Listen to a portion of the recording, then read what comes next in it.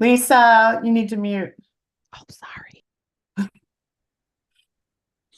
Good afternoon, and welcome to the AIB meeting for today, which is May the 15th, one day after the election. That's why I remember it. So welcome aboard, and I hope everyone had an opportunity to participate as you felt.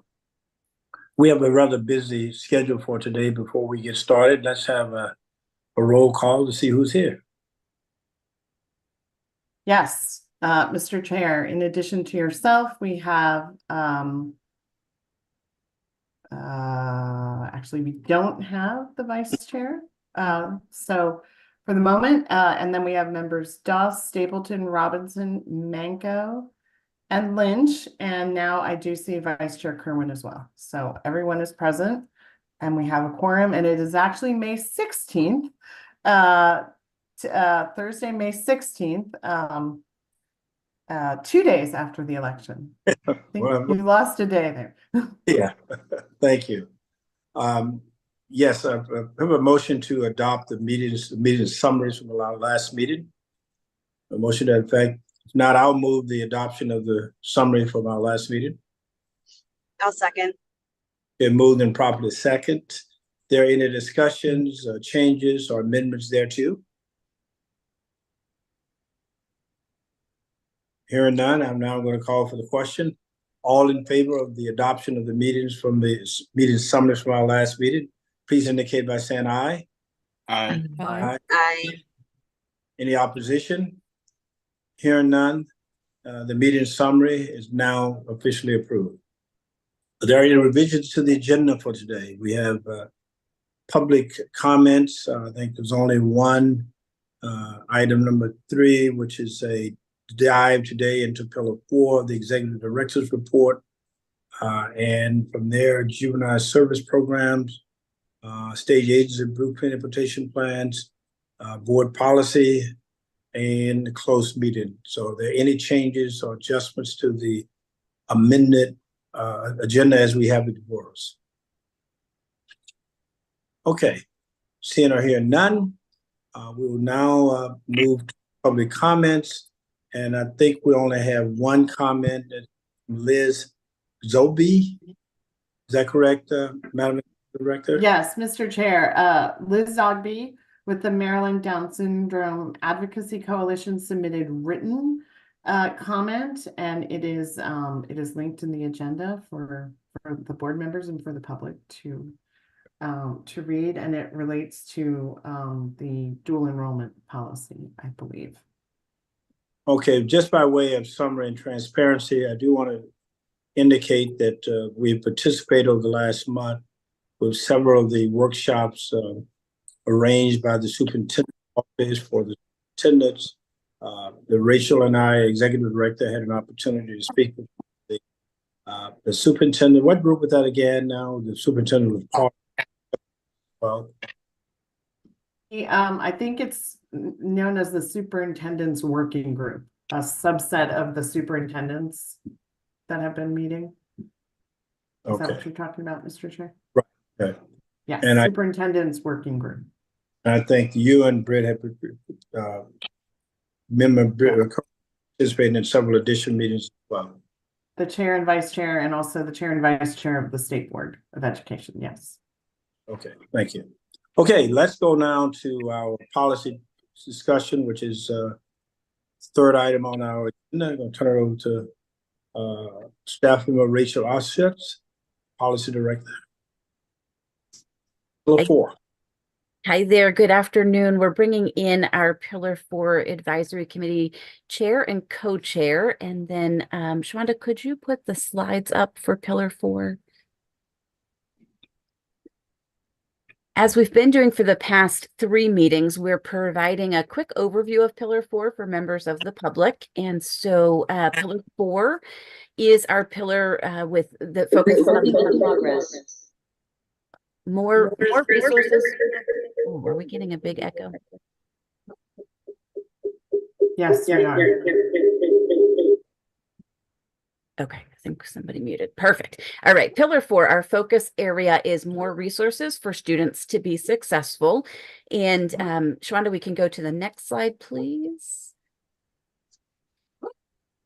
This is information pulled from our comprehensive plan, the Blueprint Comprehensive Plan, which shows the pillar goals and then just the pillar summary that student success begins when the needs of students of all backgrounds, abilities, and households are identified and met.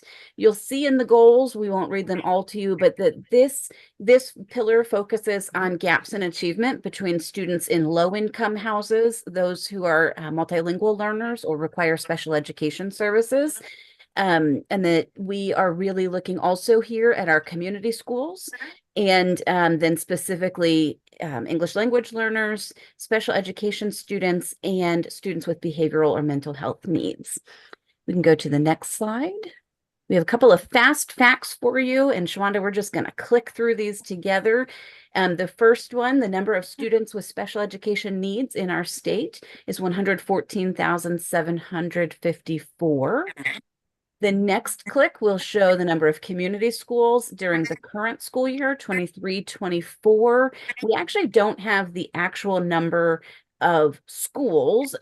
We worked on that. We're still working on that, but we can tell you that we have community schools in 22 of our 24 local education agencies. When we look at our number of multilingual learners, you can see that we have 105,653. And in the next point, you'll see that we have over 200 languages spoken in our schools across Maryland. And finally, on this slide, the top 5 languages spoken in Maryland are Spanish, French, Arabic, Chinese, and Urdu. We can go to the next slide. We just wanted to bring you a little piece of information. This is kind of a fascinating fact here. If you look at the trend in the EL growth of multilingual learners, you can see that Maryland is rapidly increasing in our number of students that do speak more languages than just English and are receiving supports in our schools to make sure that they are able to access their education. So you can tell the chart here goes from 2014 up through the 2023-24 school year and shows rapid growth. On the next slide, we have a couple of highlights for you about our community schools, and then our policy analyst, Lisa Armstrong, is going to join to talk about the special education work group as well. When we look at our community schools, we know that the legislation provided for the concentration of poverty grants, which supports the funding for personnel and wraparound services in our community schools, and that it requires a needs assessment and implementation plans from every school that is identified as a community school. There are currently 5 LEAs that have 40 or more community schools, and those are listed there: Anne Arundel County, Baltimore City, Baltimore County, Montgomery County, and Prince George's County.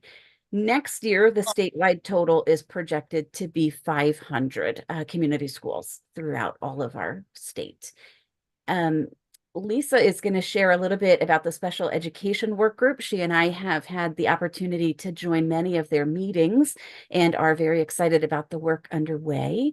Lisa, can I pass it to you? Yes, so thrilled to share about the special ed work group. The work group meets monthly and they meet with Fidelity.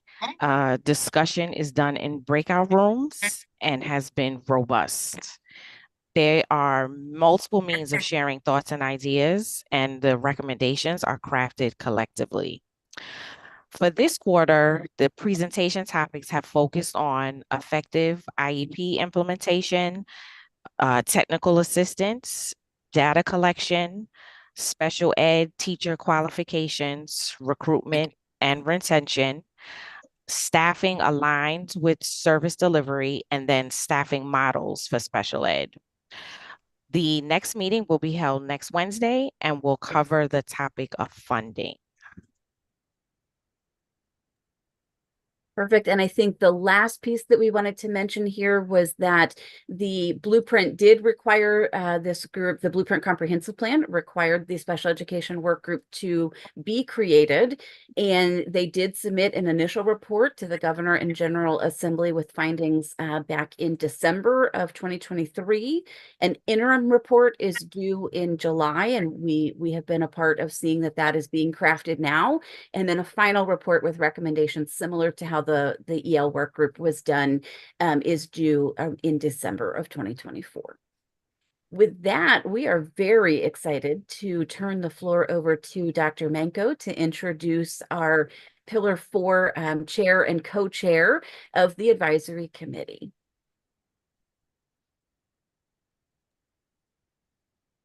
Hey everyone, I am excited to announce Ms. Chandra Krantz and Ellie Mitchell, who are our chair and co-chair for the Pillar 4 Advisory Committee. It's been wonderful working together with these two ladies, along with the entire committee, who has provided some excellent insights and feedback and updates on what is going on in the field as it relates to the rollout of Pillar 4. So I'm going to turn it over to them to talk a little bit about their work through the advisory committee.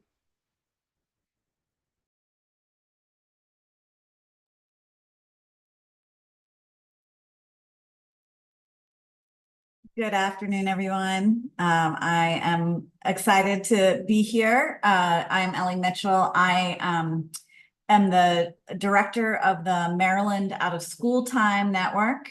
And we also serve as the backbone for the Maryland Coalition for Community Schools. And it's been a joy to be the co-chair with Chandra. So I'll let her introduce herself, and then we can jump into a little bit of the work that has been happening and is going to happen in the Pillar 4 Advisory Group. Good afternoon, everyone. I'm Chandra Krantz. I am co-director of this wonderful Pillar 4. I am currently serving as a supervisor of world languages and English learning for Harford County Public Schools, in which I have a lot of validity when you say that the EL population is growing. I know we're multiplying like crazy here in Harford County, so bringing that perspective to our pillar is important, so that we can keep feet on the ground and know what's going on in our LEAs. I'll turn it back over to Ellie. Thank you. So a couple of things that we've managed to have happen within our advisory group is we did get a really detailed, actually we've had two fairly detailed updates from the Consortium for Coordinated Community Supports, which is a key part of the pillar. As you may know, they recently completed their first RFP process and have made grants now across the state to expand access to behavioral health supports in our schools. And we definitely want to keep tracking that work and seeing how it's impacting schools. We also saw early on the need for the special education work group. We heard that from the field and encouraged its creation and got some initial updates from that work group. So that was also an exciting thing, and we will want to circle back with them as well. We have a very aggressive docket for our next 4 meetings. And in those are themes, I think, for us that show what we are looking forward to, hearing more about, and also digging in deeper with you all as the AIB. We're really focusing in on themes from the implementation plans, the outcomes and measurements, new targets. So really updates from the AIB.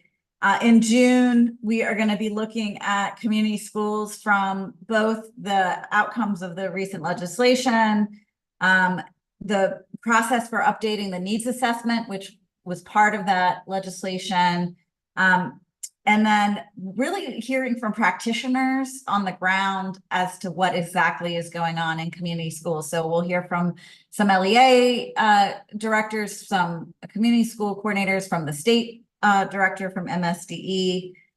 And then July, and I'll pass this back over to Chandra to say a little bit more about this. We want to really get more updates on the ELL focus, where recommendations from the ELL work group have gone, getting more, and I'll let Chandra say a little bit more about the definitions and some other topics that are coming up on that. So to say I'm excited to hear the work group come talk to us and share some insights is not an accurate statement. It's much more than excitement. I'm very curious to hear how things are progressing throughout the state with our growing population. I can speak from personal experience that our population of students identified as English learners since the beginning of the school year has grown by almost 300 students.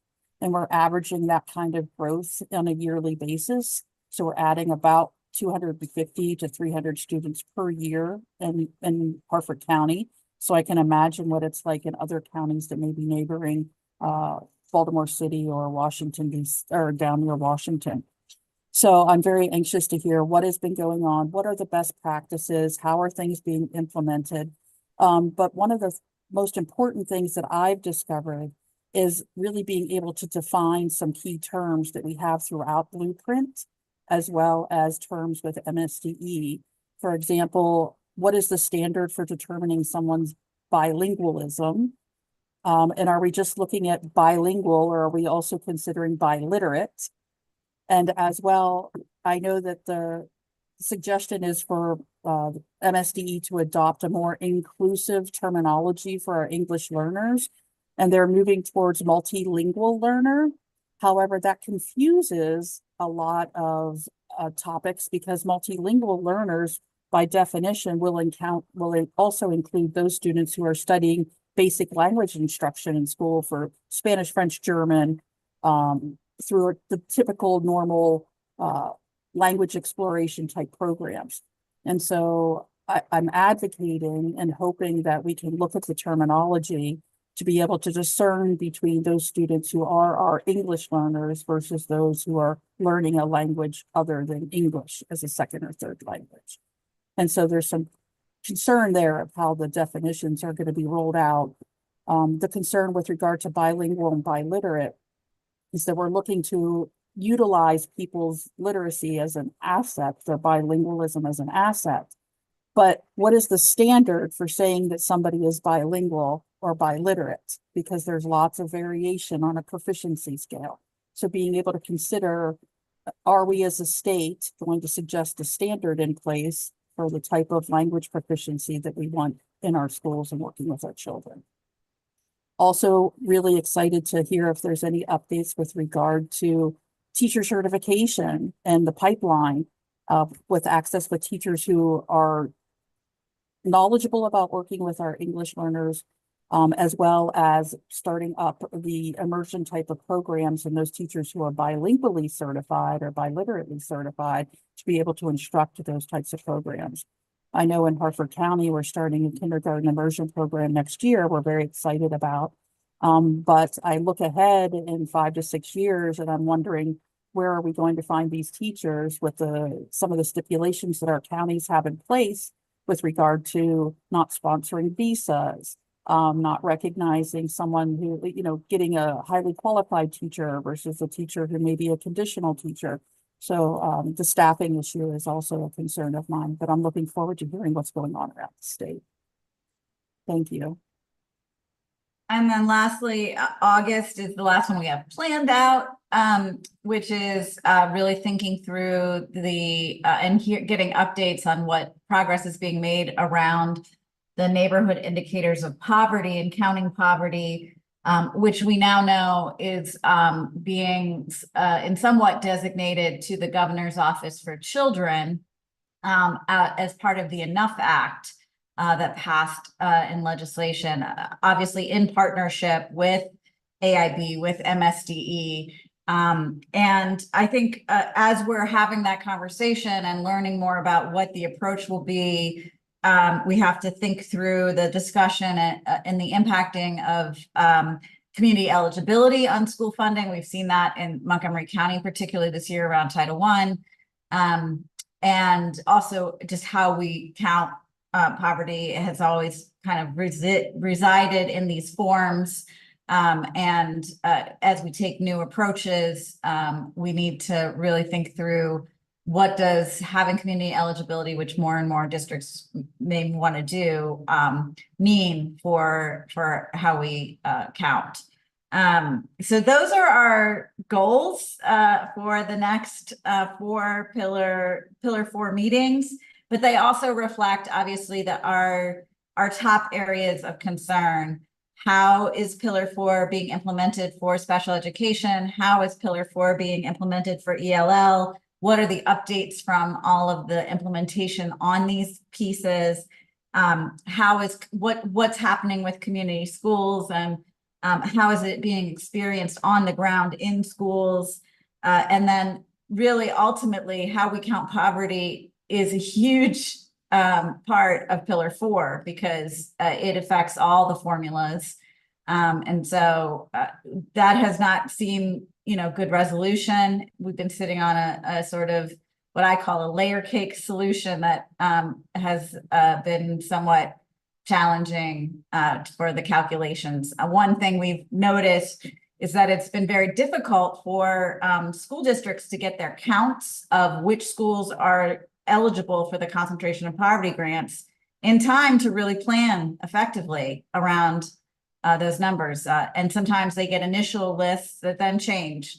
And so part of that is related to this question of how we count poverty. So I think I'll leave it at that. And I know if we might have a few questions shot at us, that we're here for it. Thank you, Ellie and Chandra. They've done a great job of showing you how massive and all-encompassing Pillar 4 is. And I really appreciate, Chandra, you made a link to Pillar 2. And I think broadly, we're all linking to Pillar 3. But what we're seeing is that this pillar doesn't stand alone, that it's deeply connected to all of the work happening in the blueprint. Are there any questions for Ellie and Chandra? Yeah, could you go back again in terms of the number of schools? The number just seemed to be quite extensive to the growth. I think I heard the number 500 from where we are today. What's the leap here from what to what again? Community schools? Lisa, do you have that number or Rachel, do you have it? I don't have the exact number if Lisa has that, but part of what's happening is that the concentration of poverty grant is phasing in, and each year the threshold for what a percent of students from low-income households are necessary to qualify a school to be a community school or concentration of poverty school is going down. So this is the last year where it's phasing down to 55%. And so at that point, schools may come in and out, but we won't have, we don't anticipate a significant increase in the total number of schools year over year moving forward. But as the formula has been phasing in, more schools are becoming eligible to be a community school. I know the number for, I guess, the next iteration of the definition was pretty significant. I was trying to get a hold of it, and I knew that it would gradually go down, but that number that I heard someone for the next year was extremely high. The jump. It's a total of 500. So it's just a total of 500. I think we'll get the exact numbers for you. I think it might be an increase of maybe 50 or 60 schools. It's not, the growth isn't as much as it might sound. Okay. All right. Thank you. It is a lot of schools though, 500 across the state. Lisa? Yes, Chair Leggett, the current number is roughly 464, and that means we would have an increase of around 36 schools for the next school year. Yeah. All right. It does speak to the number of schools and the growth. It does speak to the fact that there still needs to be infrastructure for supporting the implementation of these 500 schools. And right now that infrastructure is 2 positions at MSDE, and by statute, it's really only 1 position. And then the schools districts that have the 40 or more schools have the capacity to use some of their CPG dollars to coordinate their efforts for implementation of community schools. But the districts that have fewer than 40 schools, and some like Harford County is a good example, has more than 10 at least, you know, they don't have that capacity to coordinate their CPG dollars. And the legislation that passed this year initially had that in it, but then that was taken out before it passed. So there is still some question about how the locals get to really support their community schools, and is 2 positions at the state level enough to really implement with fidelity the community school model and support that systemically. So I think that's something we'll hear more about when we have our community schools session in June. But it is an ongoing concern, and one we hear about a lot from folks. You know, I'm glad to see Anne Arundel County's in the mix. They were just below the level of that 40 threshold, and, you know, really struggling to manage the administrative side of supporting nearly 40 schools. So it is a question. And That growth means something. Ellie, I think you mentioned this to the committee once before, but Anne Arundel County has been doing some featuring of their spotlighting what's happening in their community schools. And I know I got to go to one, and I think Dr. Manko will be joining later this month. We hope to bring you some of the success stories as well. It's been really phenomenal to see the community partnerships and to see the ways that children and families are being supported that really make our students more available for learning. So we do look forward to even continuing to bring you a few more updates about our community schools and what it really looks like in real life and how it's impacting our schools, students, and families. Are there any other questions about Pillar 4 for our advisory chair committee and guests?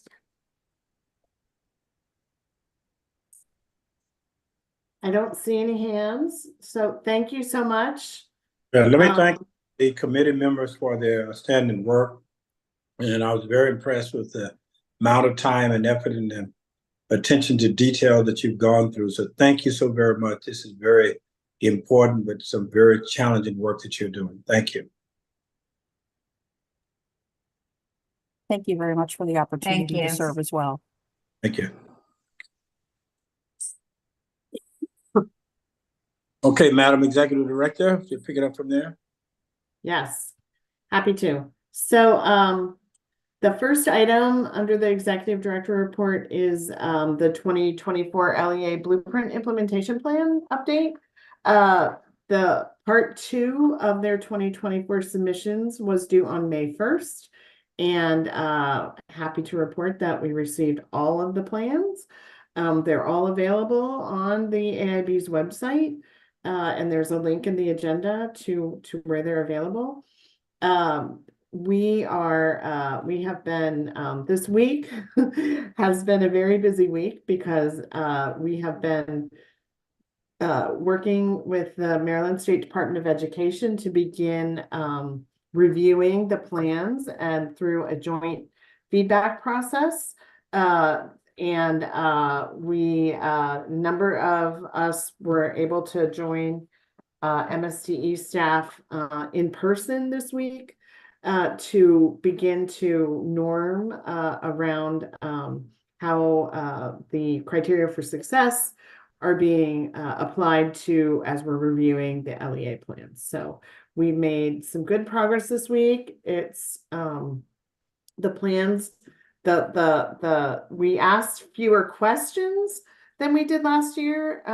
You may recall we had like, I think 164 questions last year, and this year we have like essentially 24. But the length of the plans hasn't changed, so it's still about 100 pages for each LEA. And so as we continue to review the plans, we will be providing feedback to the LEAs on their. We've already provided feedback on their part 1 submissions, and so we will be working to provide feedback to them on their part 2 submissions in June, as early in June as we can. And this will be unlike last year where it was a 2-part process where they received MSDE's feedback and then they revised, and then we reviewed and then gave them separate feedback and then they revised. We're doing it all as part of one process. So so far that is working out very well, and I think it is going to definitely allow us to get feedback to the LEAs more quickly than last year. Emma, is there anything else that I didn't bring up about the LEA blueprint plan reviews that you wanted to share? I don't think so. It's gone very well so far. And yeah, really have appreciated the collaboration and the collaborative review process. So it's been great. Great, thank you.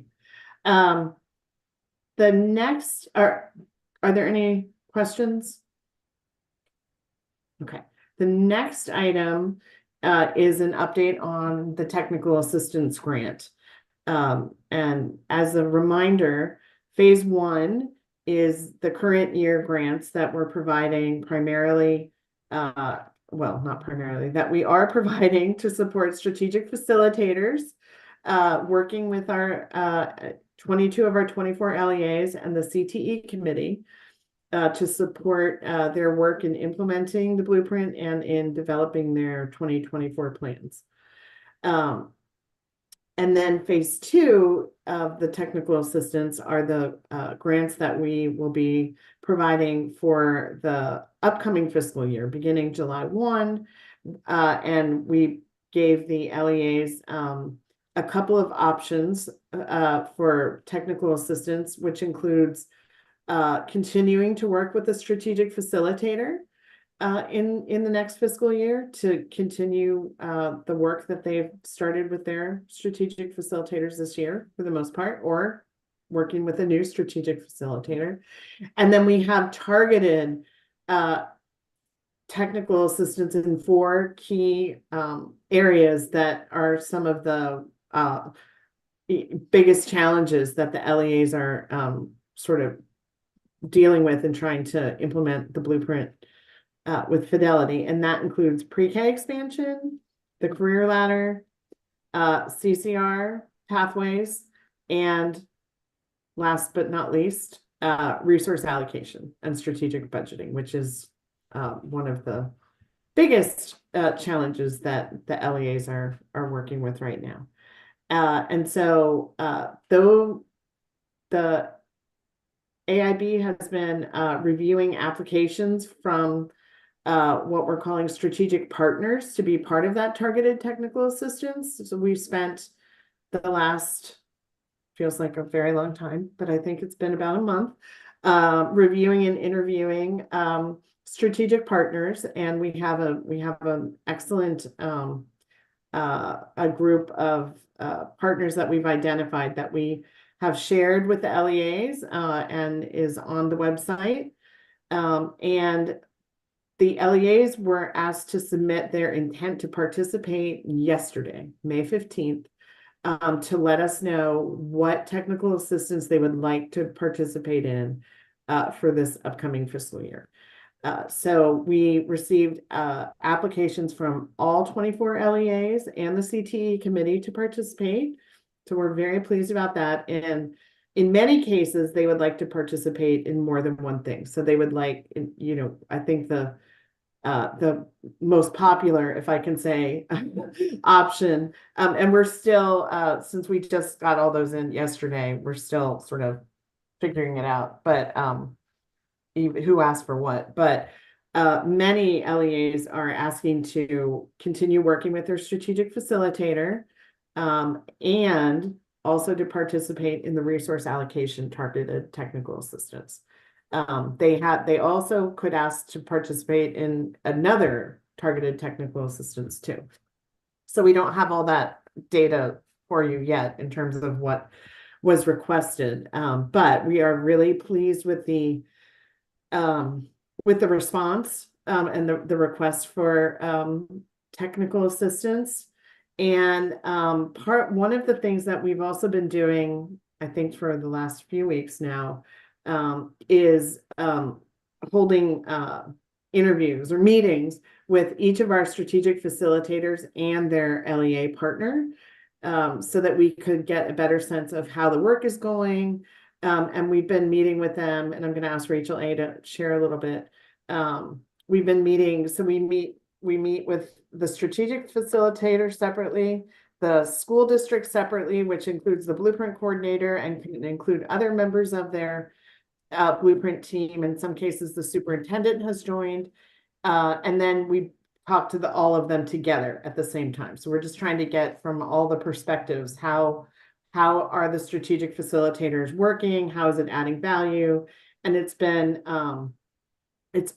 almost unanimously really positive feedback, and really strong support for what the strategic facilitators have been able to do in the districts. So if I could ask Rachel to just share a little more about that, as she's been, I think, in every single one of these interviews.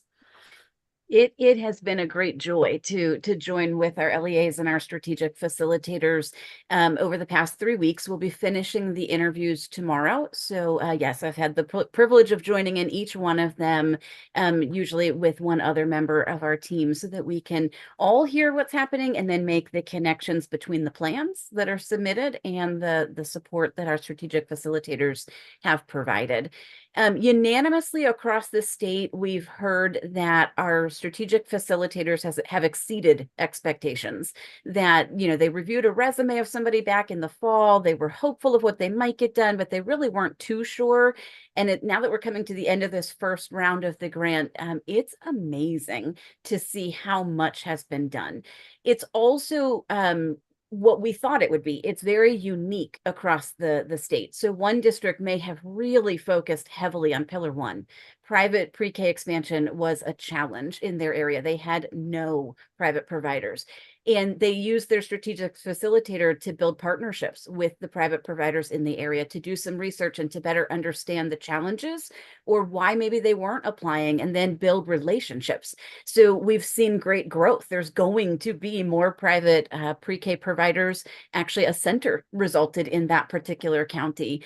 Other counties were digging into the teacher pipeline.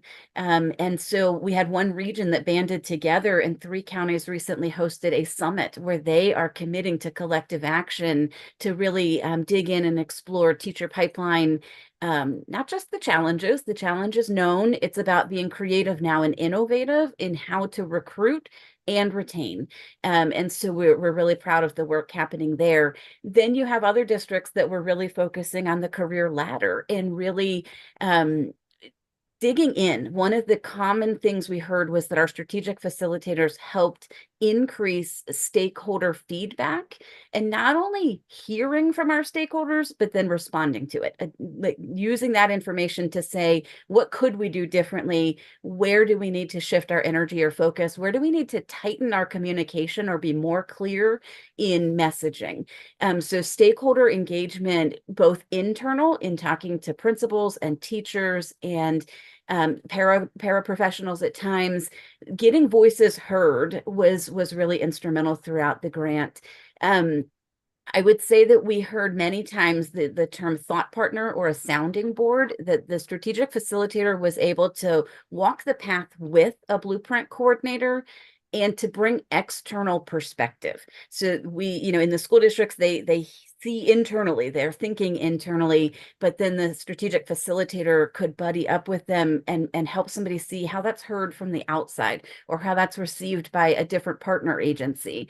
Another thing that we really heard this year was that in the past year's work with the planning around Blueprint, a lot of it was done in silos.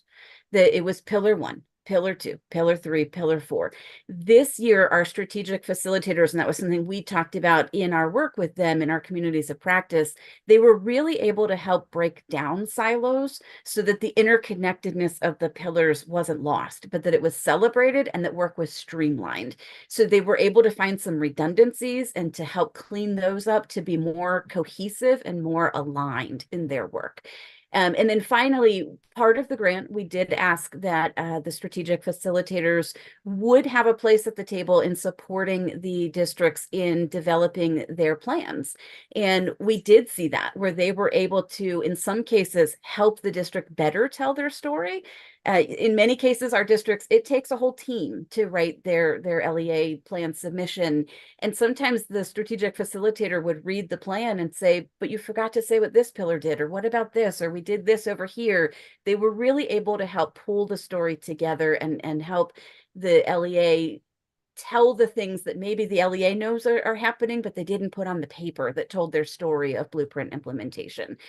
So overall, what we really heard was that relationships were built, that our strategic facilitators got to know the individual nuances of each of the districts and started to be able to dig in to help them identify priorities, to increase alignment. They made great connections to several districts are writing new strategic plans, and their strategic partner or strategic facilitator was able to help them with that.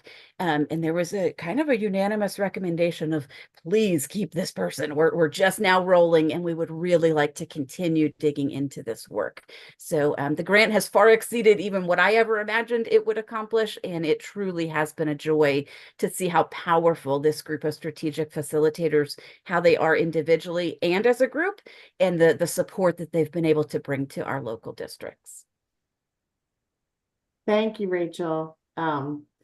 I just will add that I think we heard a number of times that when the strategic facilitators first came and met with the LEA, that was sort of, viewed as, an agent of the AIB and, not, and so they had to sort of build trust and relationship and have really been able to work independently with the LEAs but 100% work independently with them, and at the same time share with us what they're learning. And we have been sharing with the strategic facilitators more information around Blueprint implementation and what implementation with Fidelity could look like. And so I think it's just been a really good partnership, and part of what we're doing this process is to evaluate the value of the grants before we award more grants to support strategic facilitators. So it's part of that evaluation process as well. I see Dr. Stapleton has a question. Yeah, I just had a comment and a question. First comment was, what I thought this technical assistance piece of the AIB was a really important part of what the AIB is supposed to do. And I just want to congratulate you all on coming up with a really innovative solution to providing that technical assistance when we didn't have it internally, and to reach out and create that grant system. So thank you very much.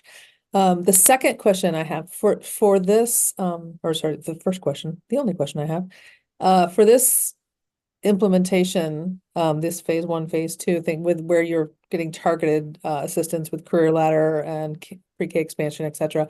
I think you had mentioned that you had identified those strategic facilitators already, and that was on the website, but I didn't see it on the website. Just checking. So what we have, what we've identified is who is eligible to participate, so that the LEAs could review the list and indicate a preference if they had one for that. So, but they haven't been selected yet. It was just the vetting process of identifying who was eligible, kind of like last year when we Okay, identified who was so the eligible. eligible, right, and so those eligible ones are on the website? Because I could, if you could point me to them. I thought they were, but I I mean, they could probably be- are. I'm not a really good web searcher. If they are not there, we will get them there because we intended to post that. So, and it's on the about AIB page, and then there's a grant down on the side. There's a grant opportunities. Yeah, I'm on that page, but I can't. Okay. Let's quite see it. Okay. We'll make sure they're there. Because we haven't selected them yet, so it's just the eligible list, not the selected list. We'll post that. Any other questions?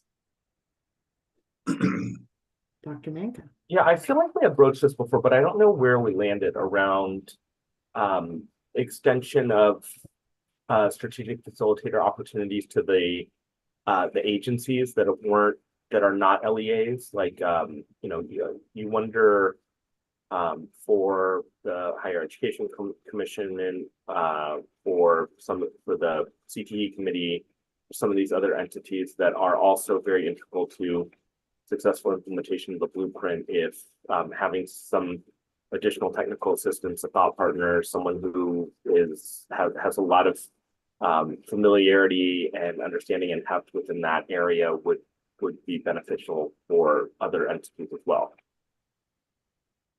It very well might, and I think we have had some discussions about it. Technically, the funding that is provided for technical assistance that we're using to support this is only available to the LEAs and the CTE committee specifically. So we would need to identify other funds to support this technical assistance for the other state entities. Understood. Thanks. That's something we could consider putting in our budget request, or otherwise trying to identify funds to do that.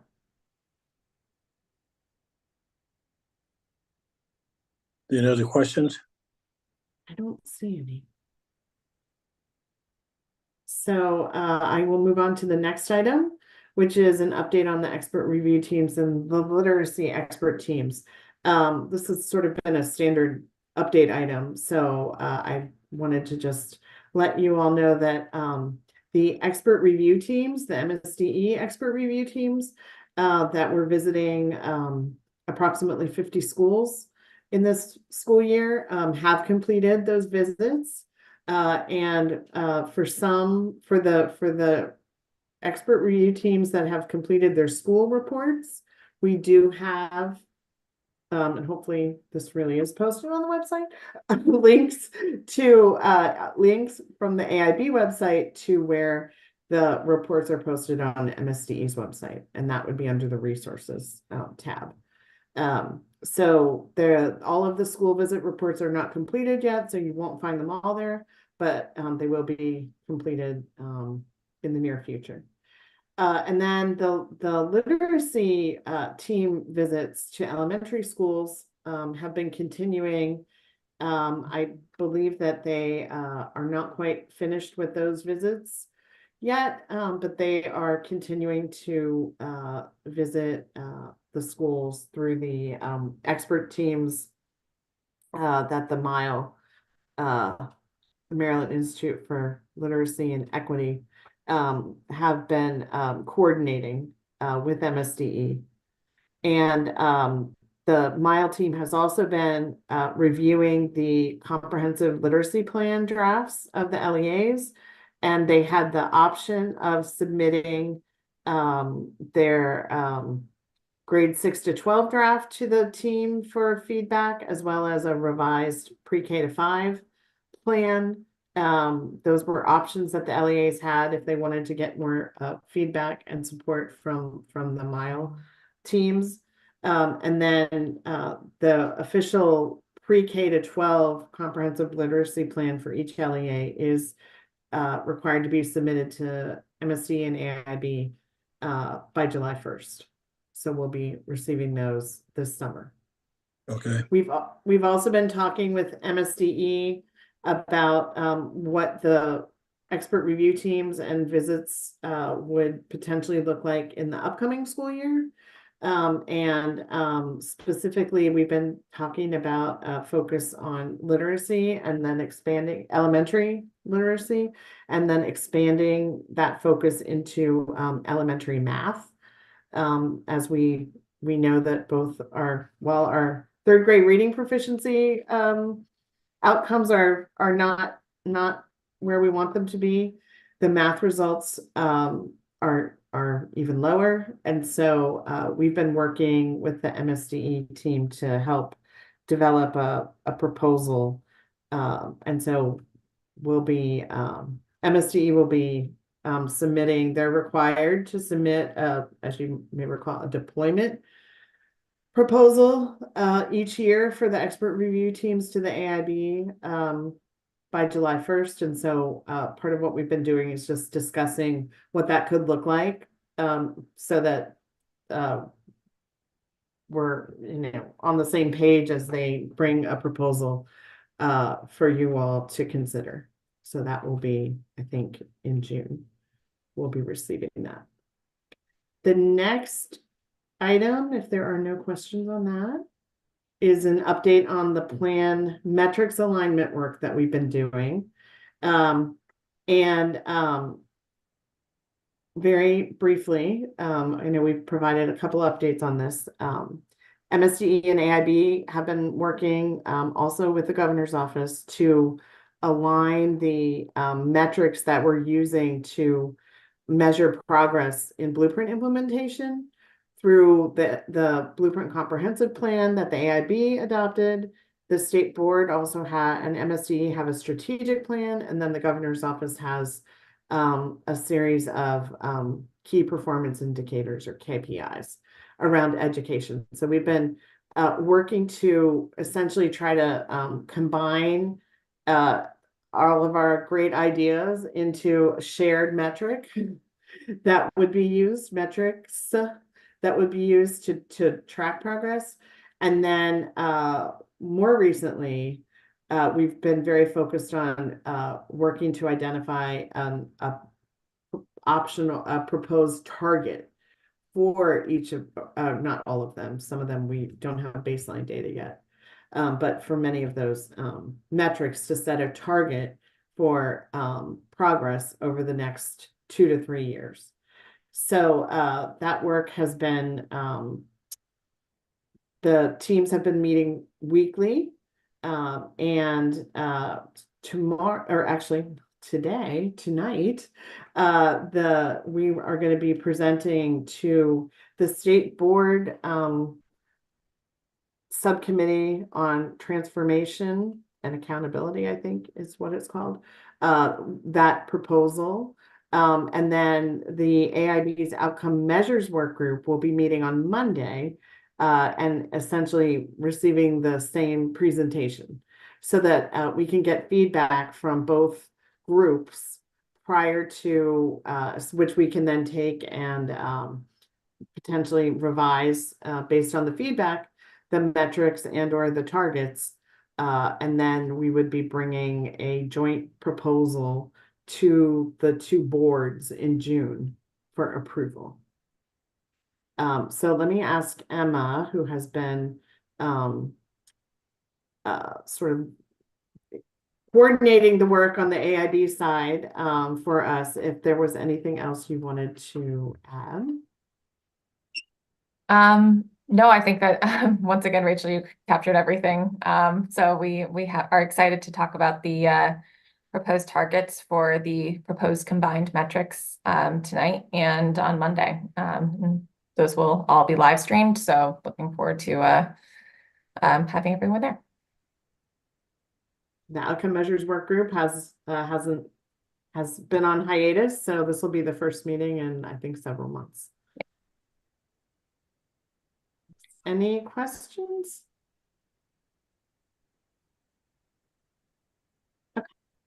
Okay. The next item is the budget update, and really, at this, we don't really have, there's not much of an update there other than what we're going to be spending, obviously, a lot of our time on in the next, through the end of the fiscal year is making these grant awards for the phase 2 technical assistance and finalizing all the documents before the end of the fiscal year. So June 30th is the end of the fiscal year, and so it's a busy time from an administrative kind of side of the house kind of process, but no major updates to provide.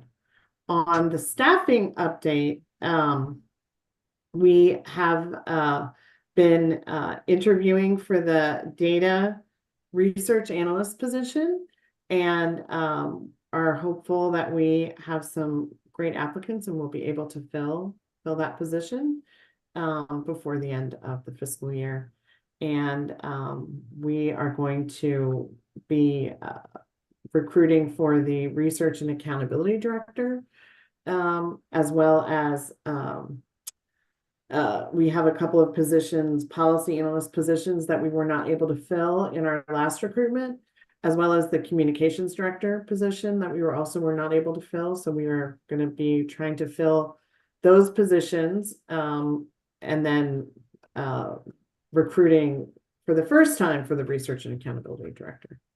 And then we will also be, we did receive an additional position in the budget that was approved for fiscal 25. So we will have one more position, which is a government relations director, that we will be able to recruit for in the new fiscal year. Any questions? Okay. The AIB nominating committee is the next item, and we have shared this information with everyone who signs up for our email list, for the AIB email list, but just wanted to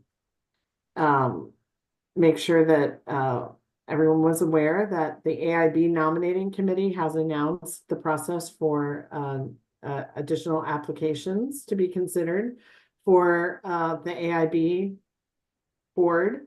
There are 3 positions that the terms are up on July 1st. And those current board members do have the option to ask to be reappointed. So that process, I think the applications are due May 24th.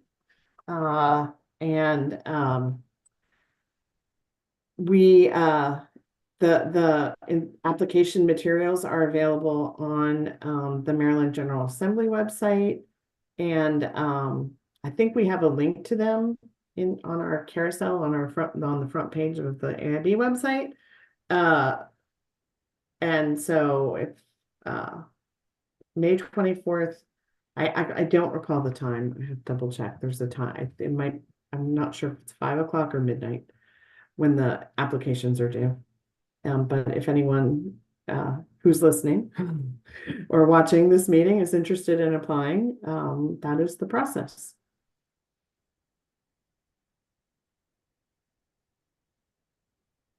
All righty. Last but not least is the advisory committee's update.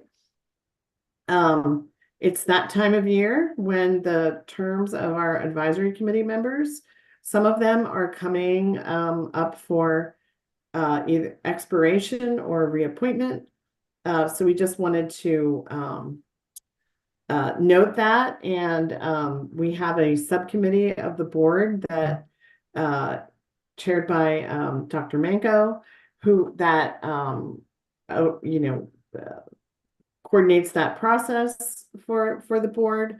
And so that subcommittee is going to be meeting and determining the timeline and the process for those who are interested in either our current members who might want to be reappointed to their advisory committee, or other folks who would like to apply to be on an advisory committee. So we'll be sharing the timeline and the process for that in the next, hopefully in the next, let's say by early June, with everyone. And we'll also make sure that we put that out on our social media and our email to all of those who have signed up for our email list. Dr. Manka, did you want to add anything? No, I think I'm good. Thank you so much. Thank you.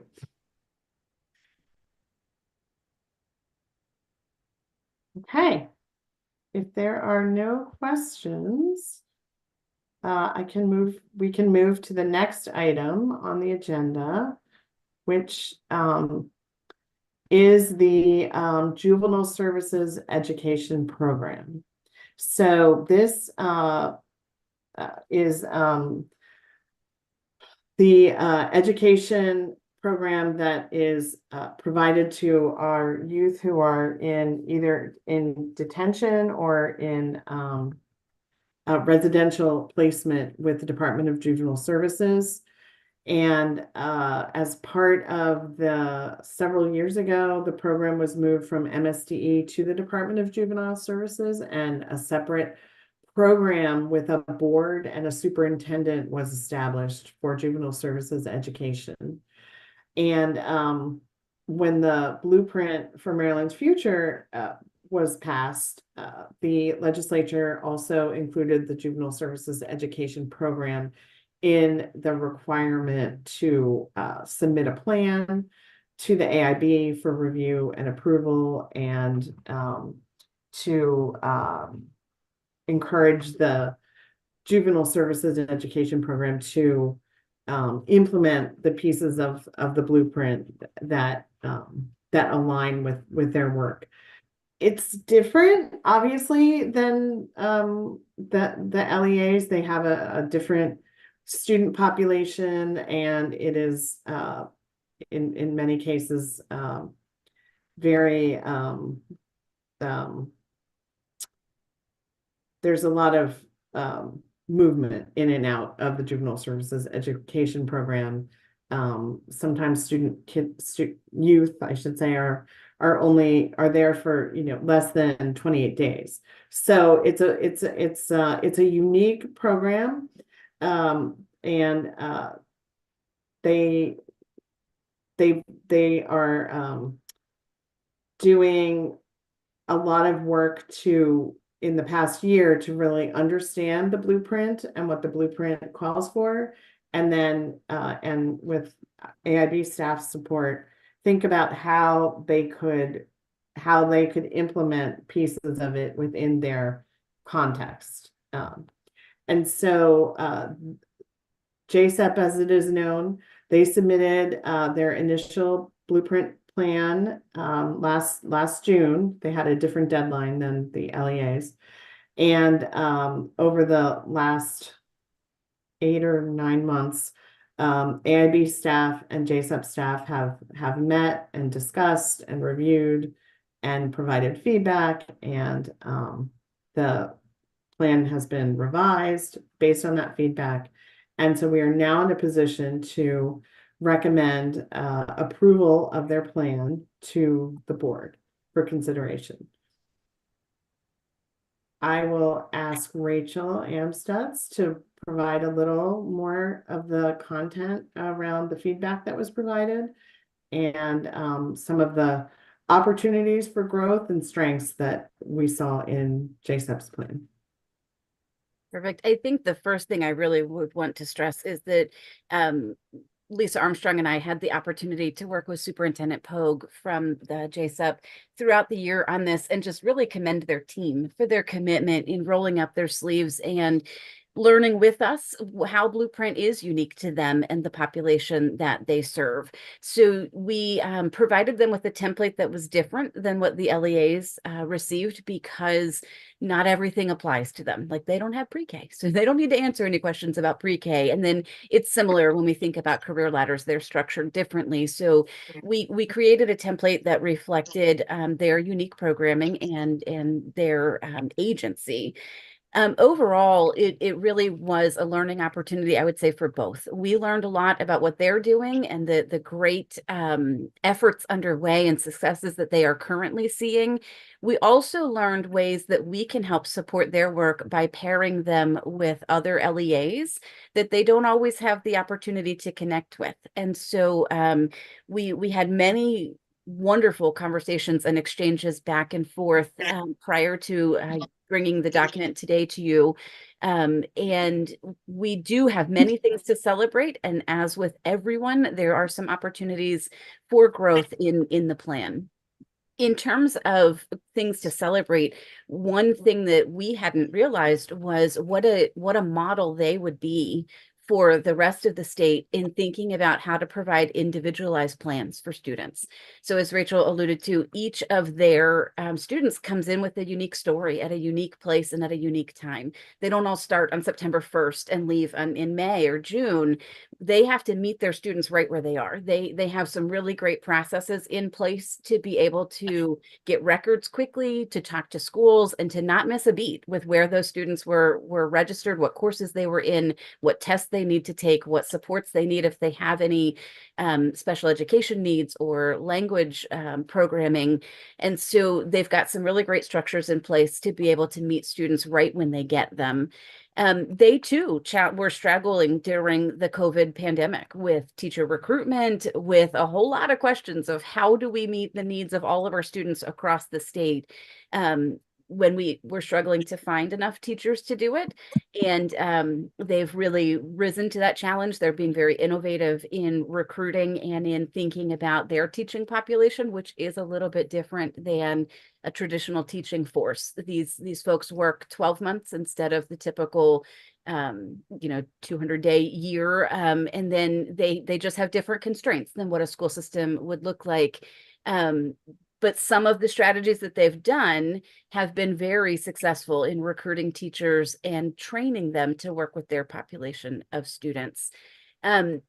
We were very excited to learn about their partnerships with institutions of higher education, to include 2-year and 4-year colleges, the unique work they do around CTE programming to identify their students' interest areas and connect them to a pathway for future employment even, and for the opportunity. They're digging in even more for apprenticeships and those types of opportunities.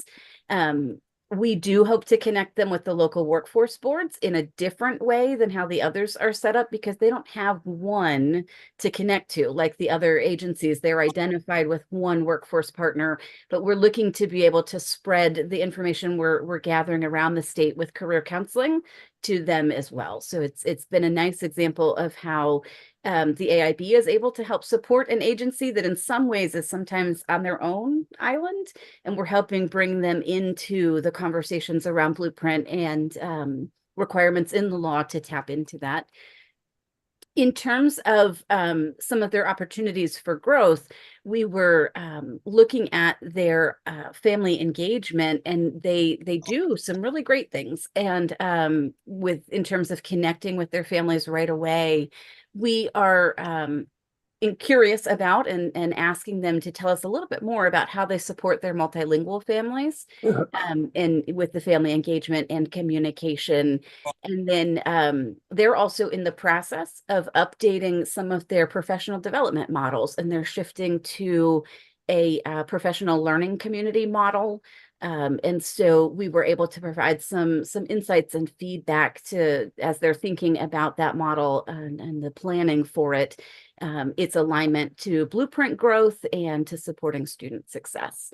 Overall, we are very excited by the plan that they have resubmitted, and very excited about the work that they're doing, and then the opportunity to bring some of their strategies to the rest of the LEAs, and then to connect them to the LEAs for strategies that are working in our school districts.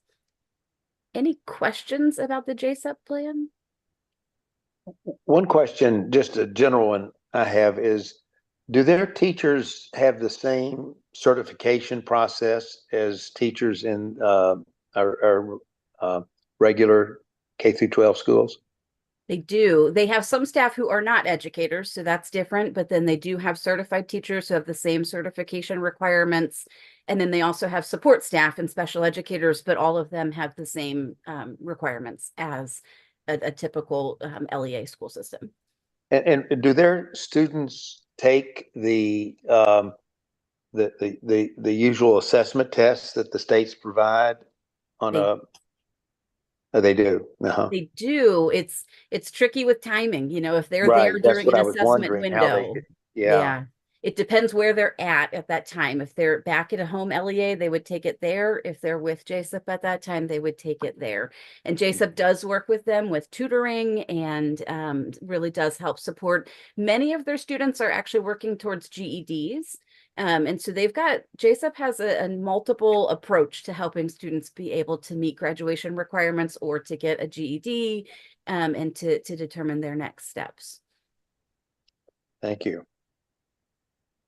And along the same line, Rachel, if you might want to speak to this, I know that we know that particularly since the pandemic, we've had a higher number of conditional or provisionally certified teachers in our school systems. I think JSIP has a similar challenge to fill positions with certified teachers and even a bigger challenge as they operate schools year round. I don't know if you want to say any more about that. They do, and in their plan, they identified a few of the critically hard to fill positions, some of those around reading.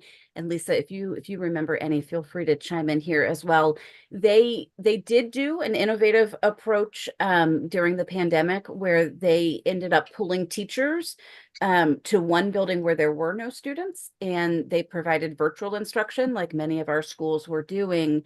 But it actually worked that they were able to meet the needs. You know, their facilities are spread across the state. And so if they had one certified math teacher, they were able to allow that teacher to teach virtually and have other staff manning the classroom or to be with the students. But staffing is definitely a challenge. We have talked with them about helping increase awareness at our IHEs about opportunities to work at JSIP. It's a different environment. It is the perfect job for some people who love it, and we just want to help connect them to the right people to be able to increase awareness about the opportunity to work with JSIP. So they're going to, we've had some conversations about how to let other schools know about them so that students can be considering them when they graduate with a teaching degree.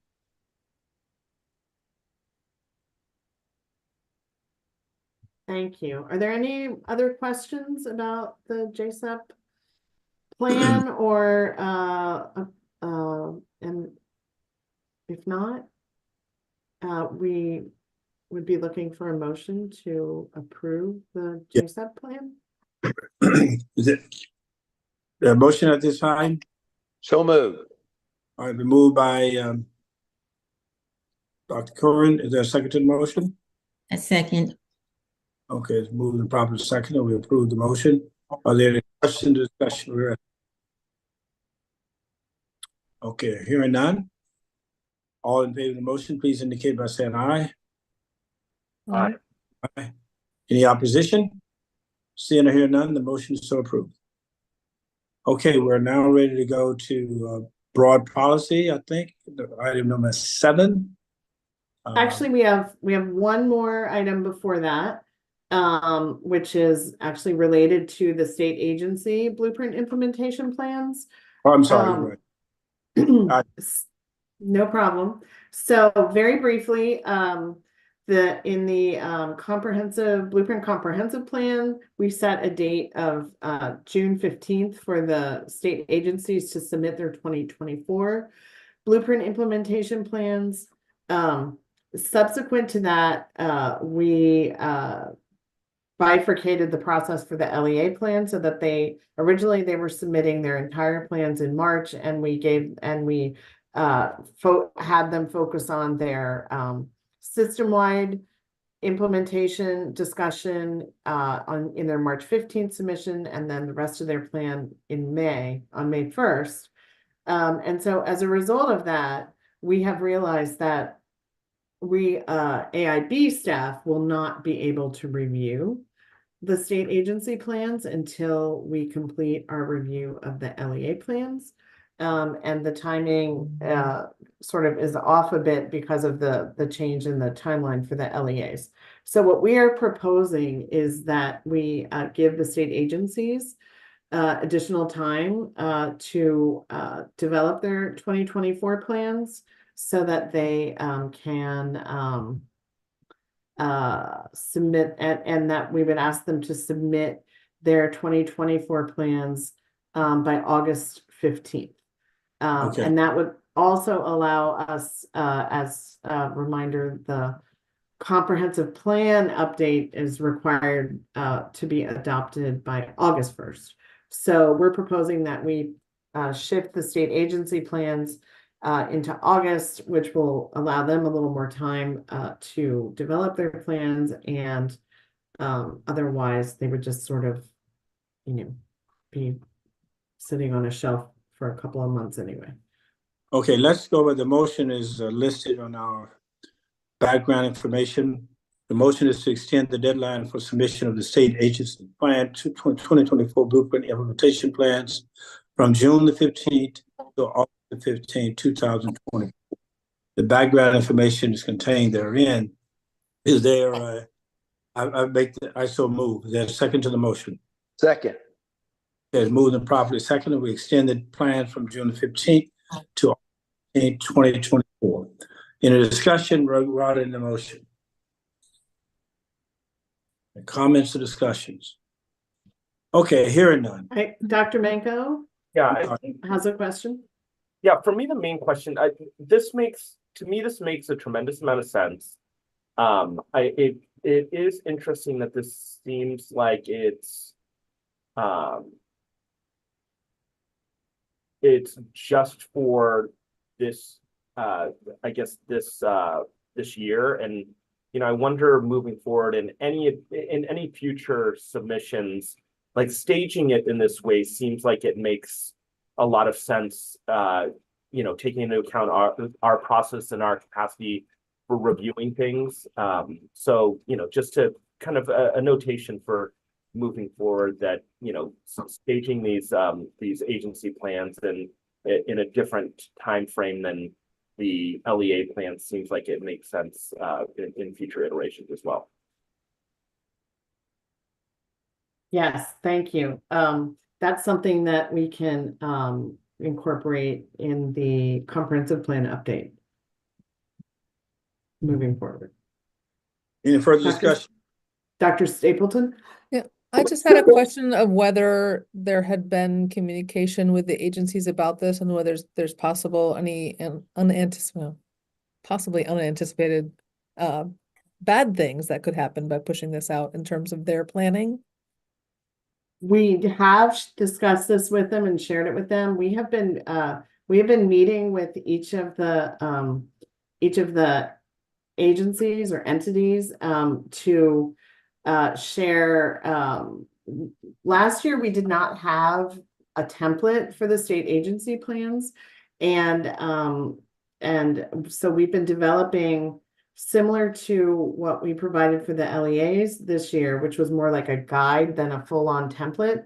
We've been working to develop guides for each of the agencies in terms of what to address in their plans.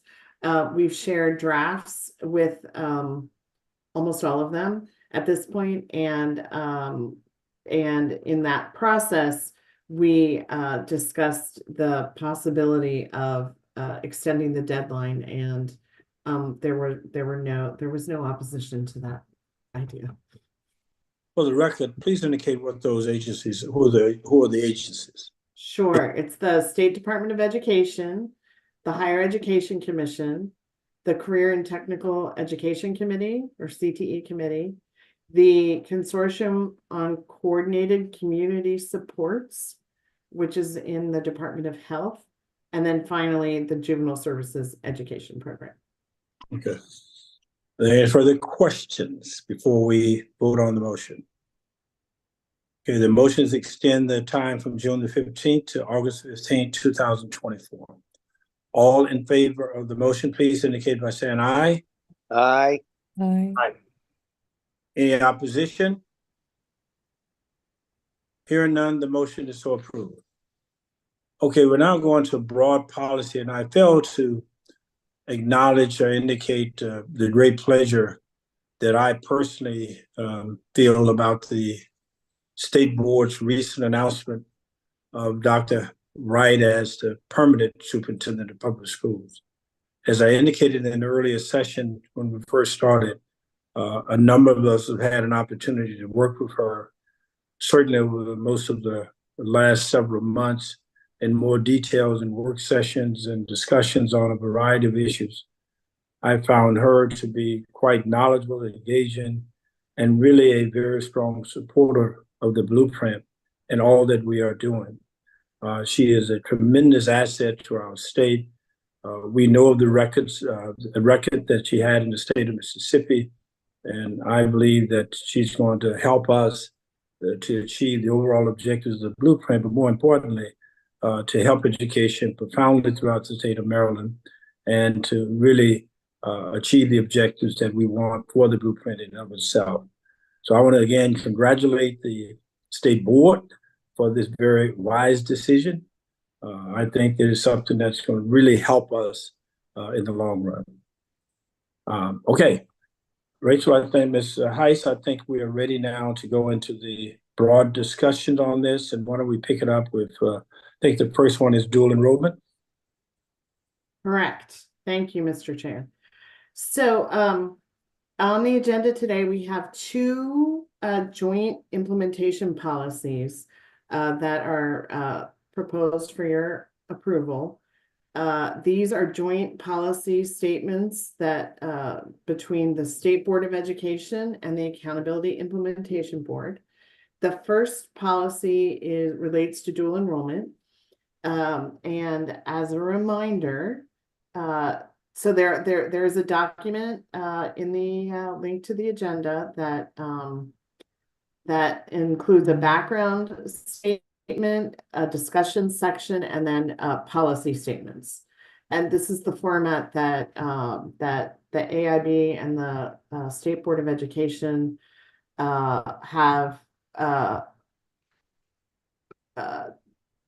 established for policies that relate to Blueprint for Maryland's future implementation that sort of overarch both the AIB and the MSD and the state boards work and authority. So the first item relates to dual enrollment, and we've talked about this at the last board meeting and at several actually related to some of the challenges, the fiscal challenges that are facing the school systems, particularly in this upcoming fiscal year 25, but also likely in fiscal 26, as the new CCR standard is being implemented. And it really is a timing issue that relates to the timing of when the new CCR standard was adopted. The state board adopted that new standard in January. And at the time that it was adopted, part of the what the state board adopted is that for this upcoming school year, the 24-25 school year, that the LEAs would need to utilize both the interim standard and the new standard in identifying students who are college and career ready and who therefore have the under the blueprint law have the ability to enroll in dual enrollment courses at no cost to the students or their families.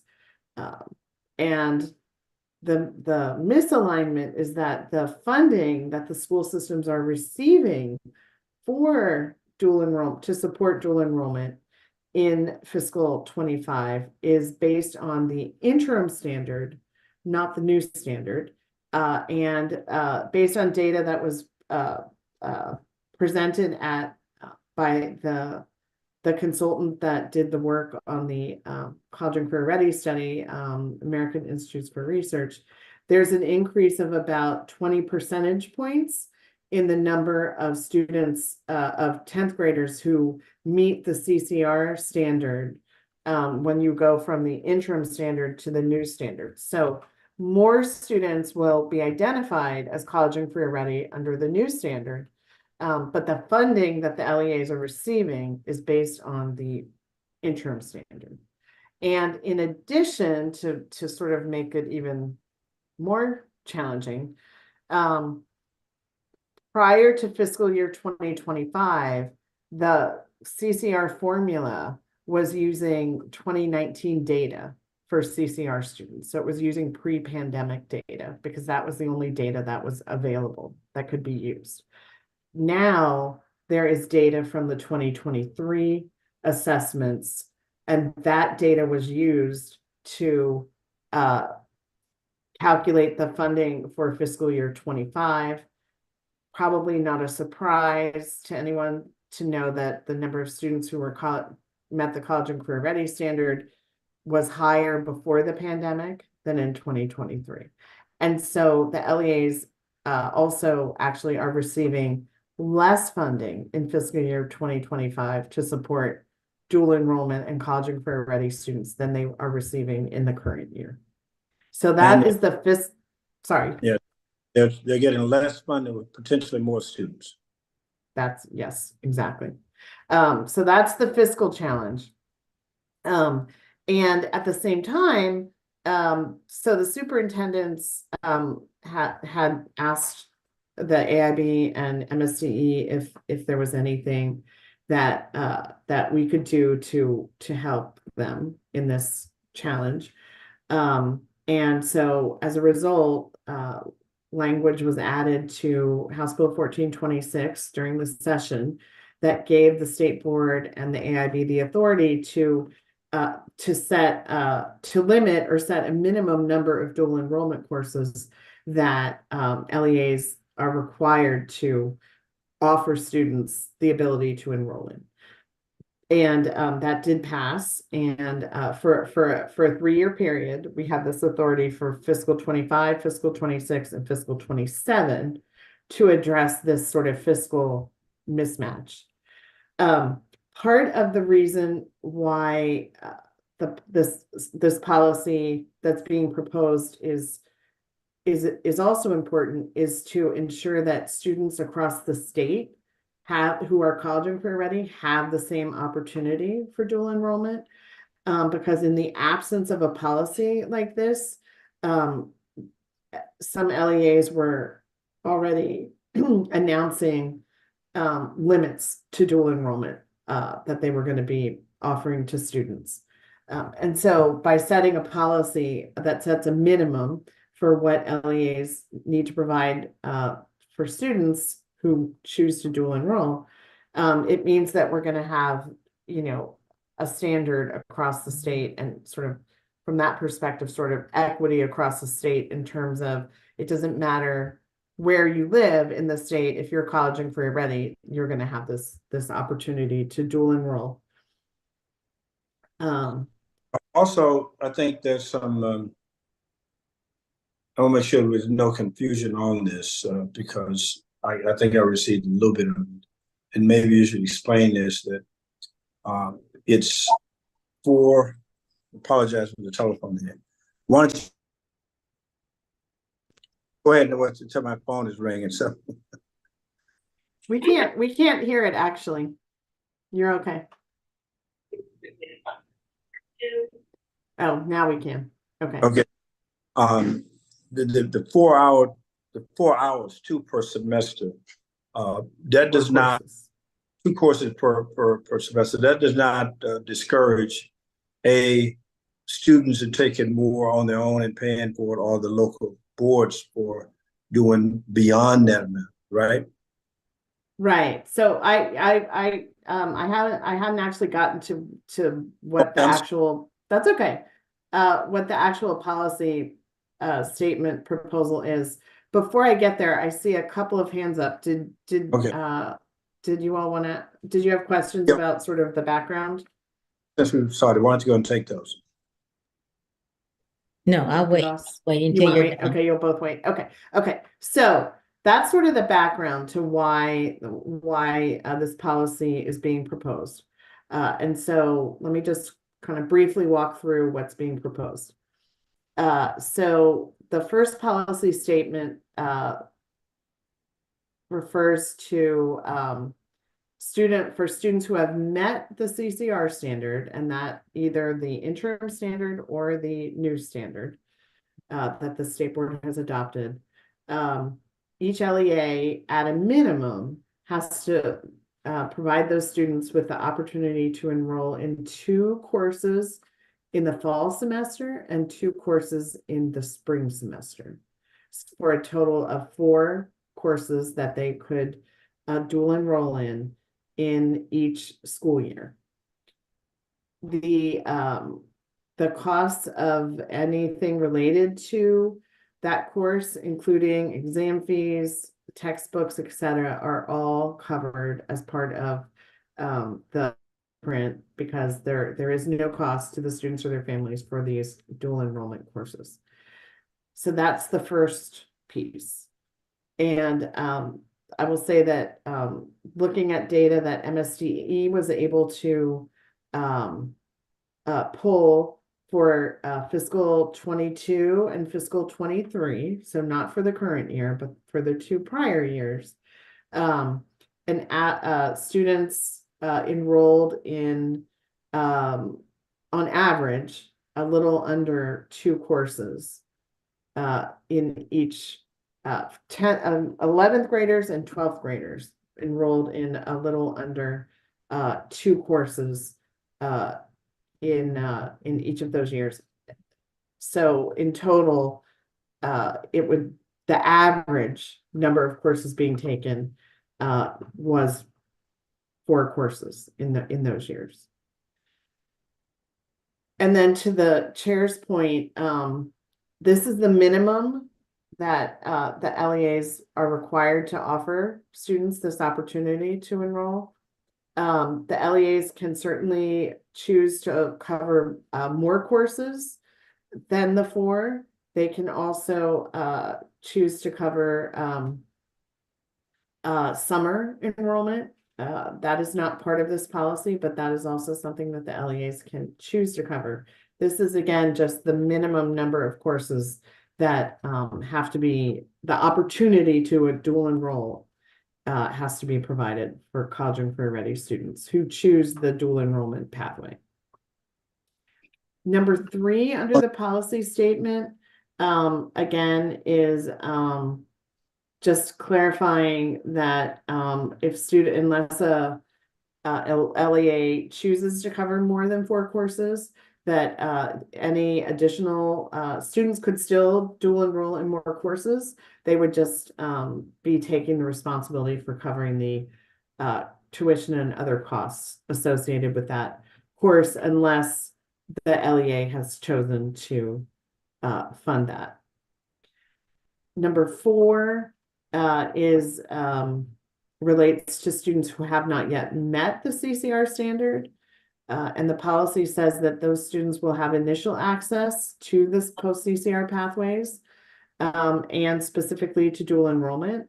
And there is a couple of examples of the types of what initial access means, which relates to the dual or developmental coursework that is non-credit, that students who aren't yet college or career ready might enroll in both the non-credit and the credit course at the community college as a way to become college and career ready by taking that remedial course while at the same time enrolling in the co-requisite credit course. And this is something that community colleges have been implementing for a number of years now very successfully. And then introductory career and technical education courses are certainly eligible for dual enrollment, as well as college credit courses. So those are just some examples of what initial access could look like for non-CCR students. MSDE and AIB have been discussing and working on developing guidance around more guidance around what those supports for students who aren't yet college and career ready could look like, and what this initial access to dual Okay, enrollment here's a and station just for you. other post CCR pathways could look like. And then number 5 relates to the effective dates of the policy. And so this policy, the 4 items are in effect for fiscal year 2025, which is the upcoming year, and also for fiscal year 2026. And one of the reasons that it was drafted this way is because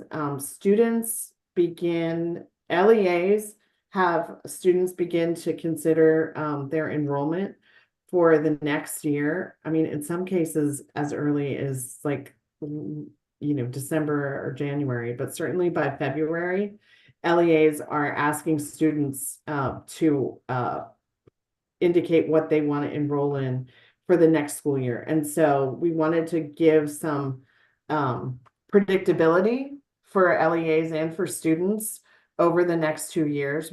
There is the option of revising the policy for fiscal year 26 if there is something that occurs between now and February or March, when students are for sure starting to make their decisions about dual enrollment.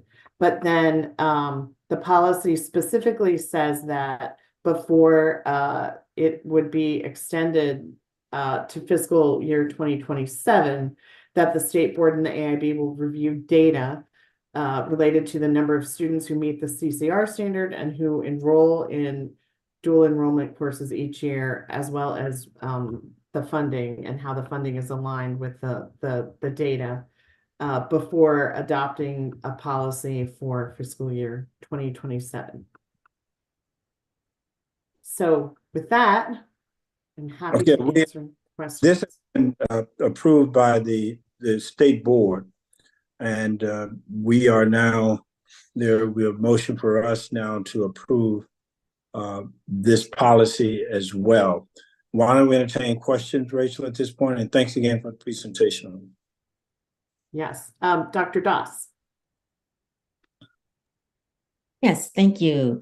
I know that it may seem as if we are moving fast on this, but for the schools and for the community colleges, we couldn't be moving, we could be moving faster.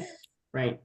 Yeah, so I just have a concern about the early colleges, because the early colleges, even though they are a different entity, but they are based on dual enrollment. And that is how the students get to their 60 credits or their associate's degree, by taking dual enrollment through a structured pathway or career pathway in at least 12 credits per semester. So will this impact the early middle colleges? No. So 2 things. One, as you point out, the early and middle college programs are they are dual enrollment, but it's a different model, and the programs start in 9th grade typically, and sort of are there's certainly the intent of the blueprint is absolutely part of the early middle college programs, but the model is a little different. And so the LEAs continue to have the ability to offer early middle college programs and have students dual enroll beginning in 9th grade who either do or don't meet the CCR standard. That is totally an option, the flexibility that LEAs do have. And we have received this question as well, and specifically a request that it be put in writing that that they're not affected by this policy. And so I think I mentioned that, or I may not have, that accompanying this policy statement, that if the board adopts it, MSD and AIB have talked about also releasing administrative guidance that provides a little more detail and clarification on some of what is contained in the policy. And so as part of that administrative guidance, I was thinking we could include a statement around the early and middle college programs and the flexibility that the LEAs have to continue to offer those programs. Yes, definitely. Yeah, something in writing, definitely. Thank you. Yeah. Any other questions? Yes. I'm not sure who was next. I apologize. I was next, but I think mine's related to Dr. Doss's question anyway, so it works. You had mentioned that MSDE looked at data and found that on average students were taking 2 a semester anyway. But that, that's just looking at the mean. There's a distribution of people, and have they looked at those students who take substantially more than 2 per semester and how they would be affected? And I would imagine a bulk of these are the early college folks. But are there other ones that are going to be lose out? So that's a great question, and it is so the data that is available, I would say, is limited. So I don't think that, well, that data was not provided. Let me put it that way. We could certainly see if it's available. I know it's available at the LEA level, but what the LEAs have and what is reported up to MSDE is not the same. And so you're absolutely right. There is variability across not just the average, but by LEA. The average by LEA also varies tremendously. And so the super users sort of is another reason why potentially this policy is helpful in terms of equity, because it by sort of setting this minimum, we're also allowing potentially more students to take up to 4 courses each year, by limiting the fiscal exposure to the super users, as you referred to them, if LEAs choose to go with the minimum required under the policy. But we can certainly ask MSDE to see if they do have that data, but I don't think MLDS is required legislatively, I believe, to do a dual enrollment report every year. I don't know if that information is in there. I don't believe it is. I will say, I think you're putting your finger on something that where we have realized that we're going to need to collect a lot more dual enrollment data and more disaggregated. Yeah, we're probably important to get the data, but I'm certain that there are anecdotal. I think there's some information that would suggest that there are some people who may be impacted who are taking more than this, but it places a huge burden on the local boards because they are paying for something for which they really have not received the adequate funding for, and they're working a year behind. And so this allows for them to get to more students and addresses their financial concerns as well. And for those who are able to pay more and students want to take additional courses, they still can do so. But it is a challenge overall for them. And this is one of the primary reasons why we're adopting this policy. Are there any other questions? Don't see any other hands. Okay. All right. As I said before, we've worked and I had some discussion with many of the superintendents as well as the state board has now adopted this. The motion is now before us to adopt the aforementioned dual enrollment policy. I'm going to move for adoption. There's a second to the motion. I'll second it. Okay, it's moved and properly second. Any further discussion? Okay, Seeing none, we're now ready for the motion. All in favor of adopting the dual enrollment policy as discussed previously, please indicate by saying aye. Aye. Any opposition to it? Seeing none, the motion is adopted. I think we're going to our next item, Madam Executive Director. Yes, the next item is joint implementation policy number 2. And this should look somewhat familiar as the AIB adopted initial policy guidance around the minimum school funding requirement in March after discussing the guidance at the January meeting and then providing time for the LEAs to provide feedback before it was adopted in March. Following its adoption in March, we did receive additional feedback from particularly the superintendents who have requested more detail around the guidance and what the expectations for complying with the minimum school funding requirement, which is contained in section 5-234 of the education article. So you will also hear it referred to as the 5-234 requirement. And this is the requirement in the blueprint, a new requirement that essentially ensures that the funding that is provided in the blueprint formulas for students based on their needs is following them to their schools.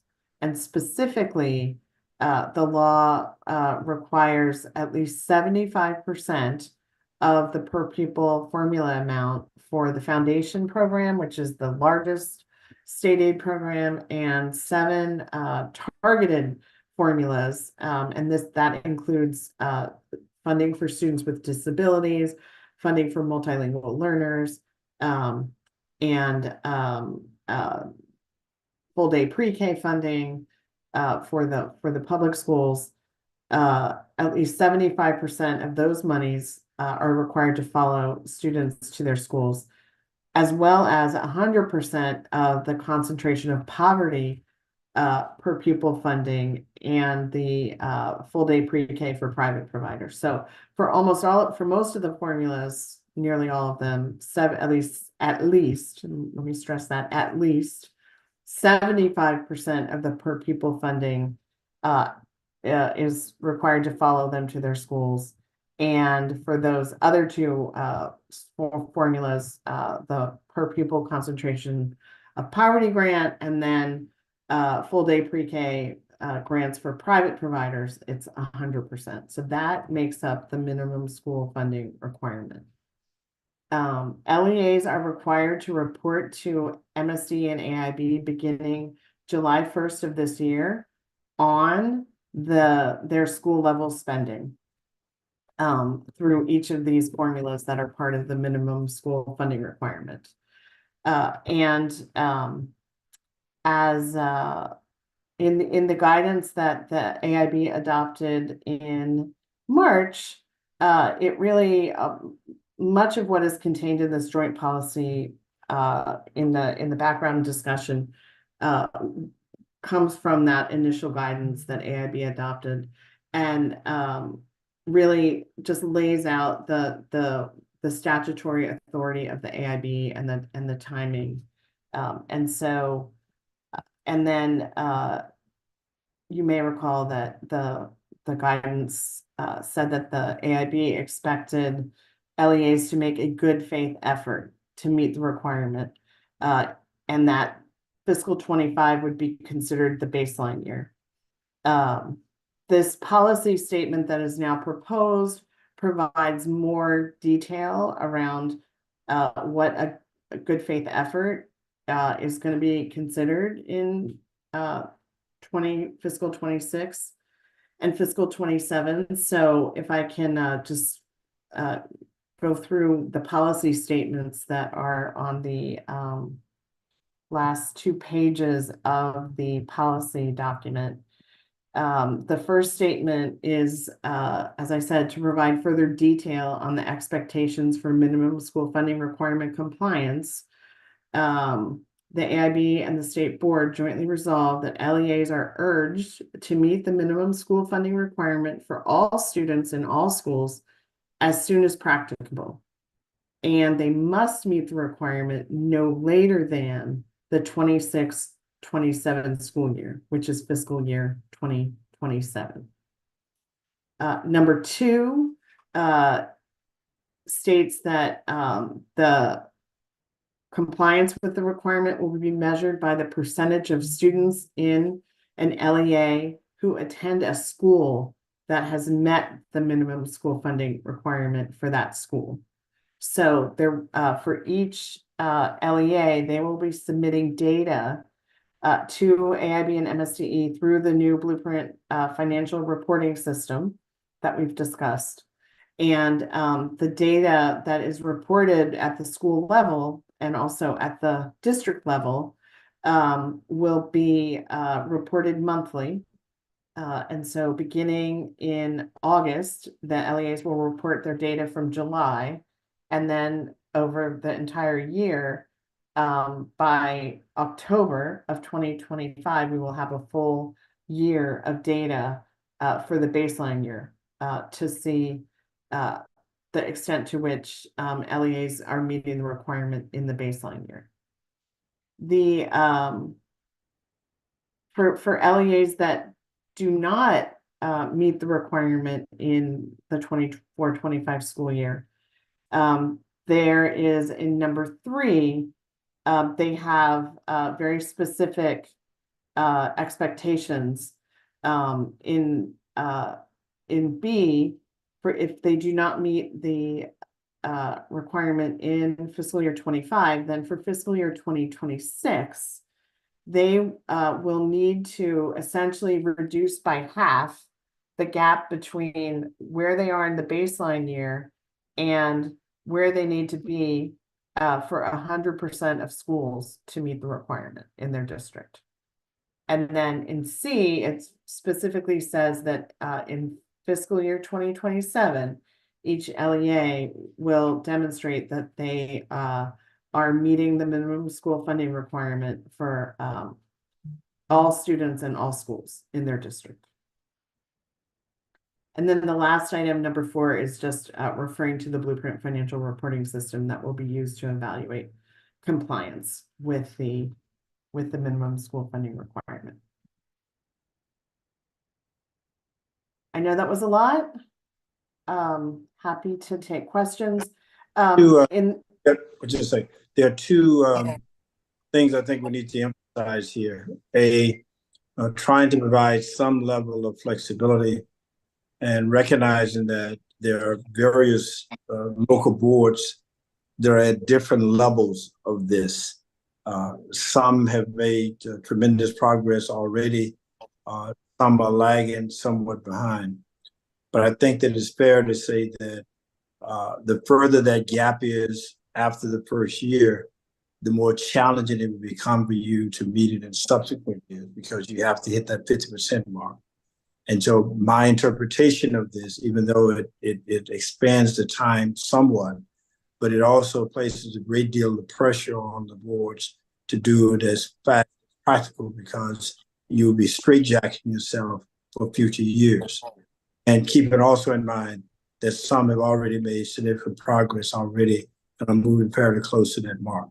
So this, I think, balances all of those concerns and provides us with a platform for which we can have that first year baseline year to make a proper assessment before we move forward.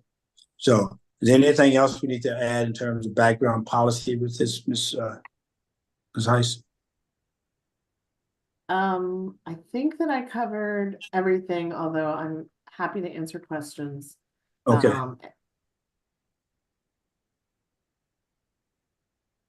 And just to sort of emphasize what you just said, the policy, essentially fiscal year 25 is what LEAs are budgeting, they're adopting their budgets now for fiscal year 25.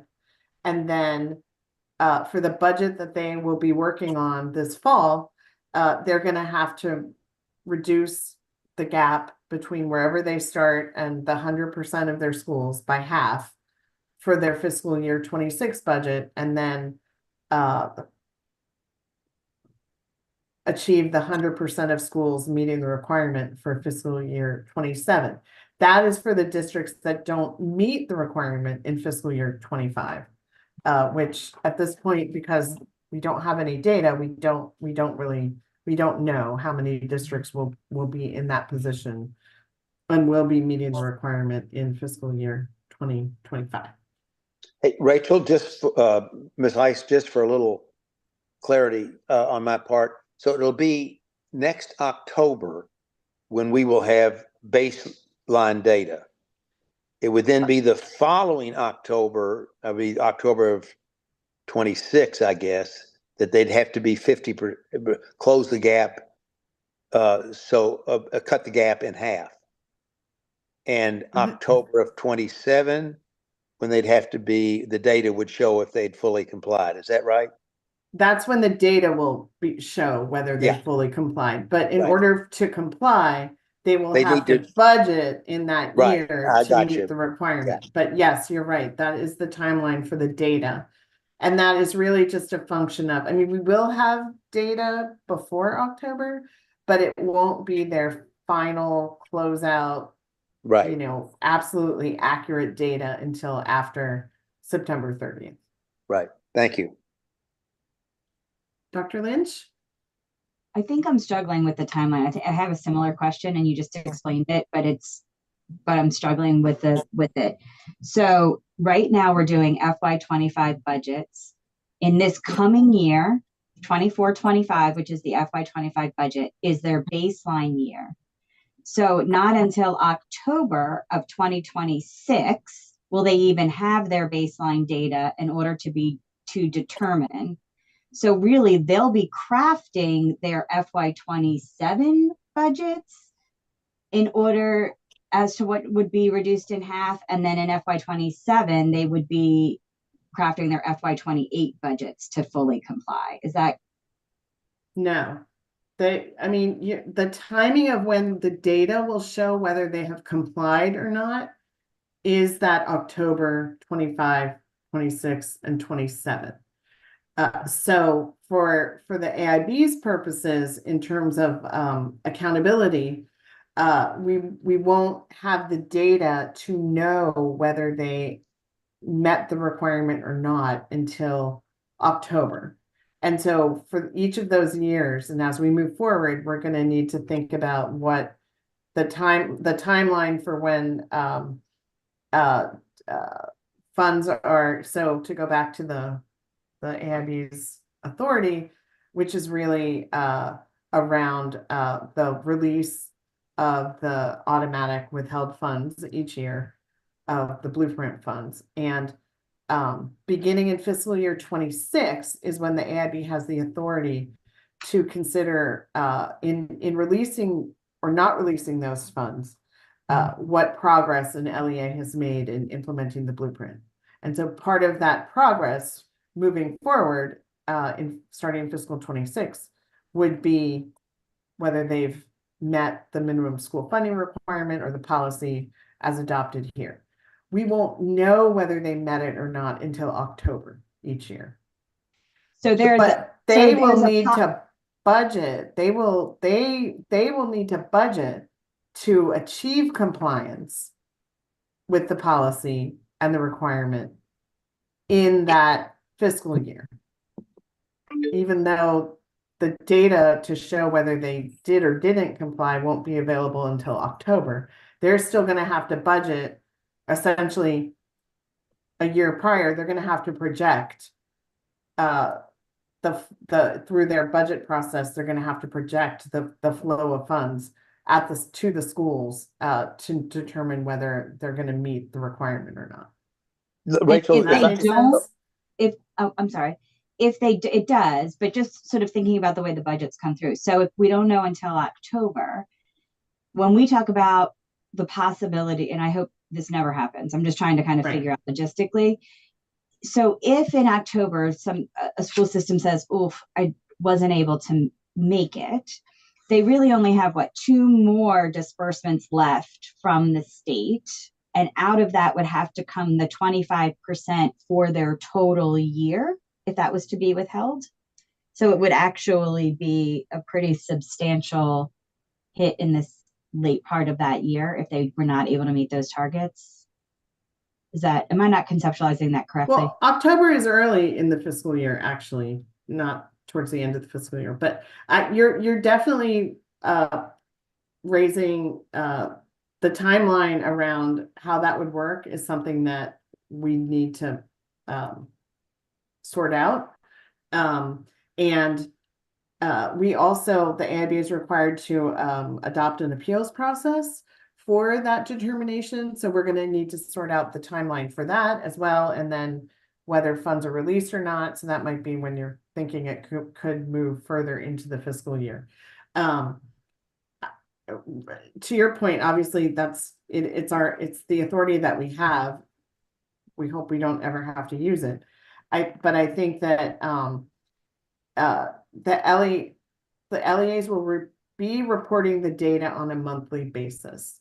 So even though we won't have the final absolutely accurate based on their audit financial statement for that fiscal year until October, they will be putting the data in monthly. And so there will be, we will have essentially a full year of data in the system for the fiscal year by July, because they'll have till July 15th to put the June data in. It's just that it won't align or reconcile to their audited financial statement, which is not completed until September. So for purposes of the final determination of whether a district met the requirement or not, we would want to wait until October to make sure that it was the accurate numbers. But we will have a sense before that, and the LEAs will certainly have a sense as they're moving through the fiscal year and uploading their data and seeing where they are and knowing how much more funding they have to allocate for the rest of the fiscal year. They'll be able to monitor that along the way.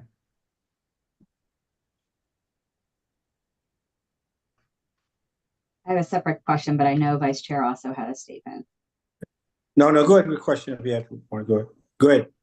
I'm just wondering, Rachel, I know that we are all really eager to have financial accountability and transparency and ensuring that we are really maximizing the implementation of the blueprint and having the funding flow as the blueprint intends. I think one of the things that I appreciate are that there are complexities that I am not aware of or that the general public may be aware of. And I'm wondering if you can share maybe a couple of the challenges that school systems will face. Like, why not just be able to be 100% compliant starting this year? Can you just give a little bit of a sense as to what some of those challenges may be for systems and making that adjustment? Sure. So like most organizations, personnel makes up the vast majority of spending by school systems. And the distribution of staff at the school level and the seniority of the staff and or if they're national board certified, affects the salary spending at a school. So staffing is by far going to be the biggest element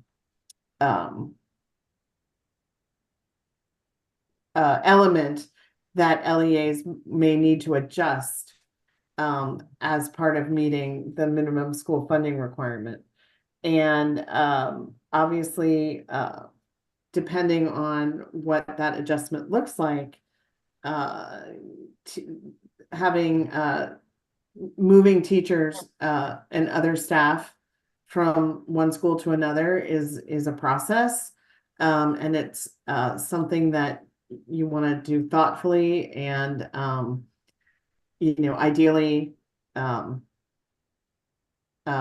in partnership with the teachers rather than mandating. So the time, for LEAs to have the timeline to be able to assess where they're starting at and maybe rethink their staffing models and make adjustments to that, and then actually align the staffing with the meeting the requirement could take a couple of budget cycles to be able to accomplish that. But it also, depending on where districts, the chair said this, they're starting in different places. And so some have been, many of them have been thinking deeply about this and recognize that it's a very big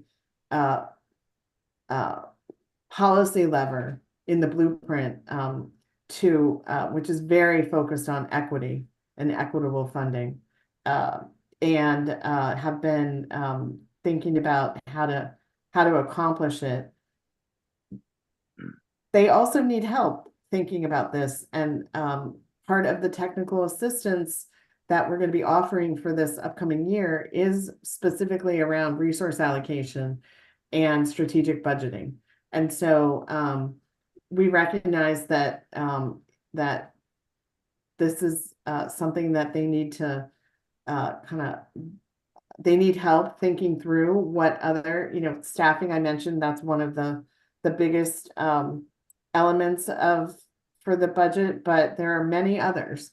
So we're hoping and intending that the targeted technical assistance around resource allocation will help LEAs work both with strategic, with experts who can help identify potential strategies to meet the requirement, as well as learn from each other, and also work with their county governments as this work is all happening, because it's also going to become part of the annual budget discussion between the school boards and the county governments in terms of the use of funding and requests for additional funding. Does that? Yeah, thank you.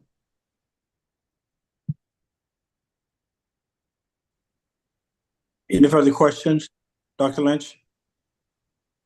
Okay. Let's go to any other questions, Rachel? Ms. Heiss? Dr. Kerwin, I think you had No, your no, hand up earlier. I was just going to comment on Board Member Lynch's question, but I think you've adequately clarified it. Yeah. Thank you. Okay. Any further question? If no further question, I'm going to move that we adopt the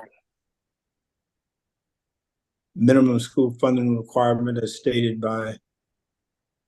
in your package and outlined by the executive director.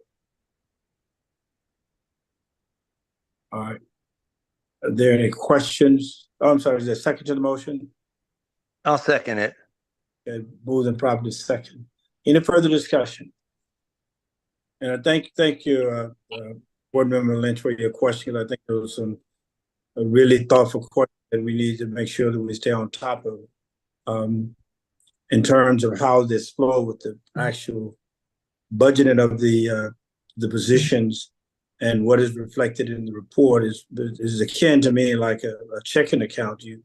You're doing things monthly, you see the checks and amounts going forward, but you may not have a complete accumulation of all of the information and the proper audit until sometime later on when you actually file your taxes to see whether or not everything is in compliance. So, but you can make a pretty good assumption about some of that based on what your monthly statements may state, but you probably won't have a complete picture of all of that until you sit down at the end of the year and look at it to be sure. And that's the sort of delay component of it. So to be complete about it, you won't have that accurate picture until much later in the year. But you probably be able to figure it out going forward if you look at it as they're reporting throughout the year. Okay, it's been moved and properly second. Are there any further questions or comments? If not, we're ready for the question. All in favor of the motion, please indicate by saying aye. Aye.